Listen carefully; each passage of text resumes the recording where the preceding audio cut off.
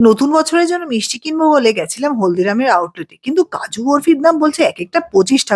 মা গো! টাকা খাবো না কাজু বরফি খাবো। তা বাড়িতেই বানিয়ে ফেললাম সেজন্য। গোটা কাজু নিয়েছি ২০০ গ্রাম, সেটাকে মিক্সির জারে বারে অন অফ করে গুঁড়ো করে নিয়েছি যাতে কোনোভাবে কাজু তেল না ছেড়ে দেয়। এবার সেটাকে ছাঁকনি দিয়ে ছেঁকে নিচ্ছি। এবার কড়াইতে ২০০ বা ২৫০ গ্রাম চিনি দিয়ে সামান্য একটু জল আর এলাচের গুঁড়ো দিয়ে একটা ঘন শিরা বানিয়ে নিচ্ছি। এবার শিরার মধ্যে কাজুর গুঁড়োগুলোকে অল্প করে মিশিয়ে একটা ঘন টেক্সচার তৈরি করে নিচ্ছি। যখন এটা ঘন অবস্থা হয়ে আসবে তখন সেটাকে নামিয়ে নিয়ে একটা পার্চেন্ট পেপারের উপর খানিকটা বাটার লাগিয়ে বা বেকিং পেপারের উপর বাটার লাগিয়ে সেটাকে রেখে দিচ্ছি খানিকক্ষণ। ঠান্ডা হওয়ার পরে সেটাকে পেপারটার ওপরেই খানিকটা মেখে নিয়ে বেলনা দিয়ে প্লেন করে নিচ্ছি। পেপার না থাকলে আপনার প্লাস্টিকের উপরেও করতে পারেন। এবার যখন বেশ ঠান্ডা হয়ে যাবে মানে সম্পূর্ণ ঠান্ডা হয়ে যাবে তখন চাকু দিয়ে মনের মতো পিস করে কেটে নিলে রেডি হয়ে গেল কাজু বরফি। আমার কাছে রাংতা ছিল না, সেজন্য আমি ডেকোরেশনের জন্য কোনো কিছু ব্যবহার করিনি। একটা ভেঙে দেখিয়ে দিলাম টেক্সচারটা কি সুন্দর হয়েছে। আর খেতে তো অসাধারণ হয়েছে। বাইরে থেকে কেনার কোনো প্রয়োজন নেই। বাড়িতে সব হলে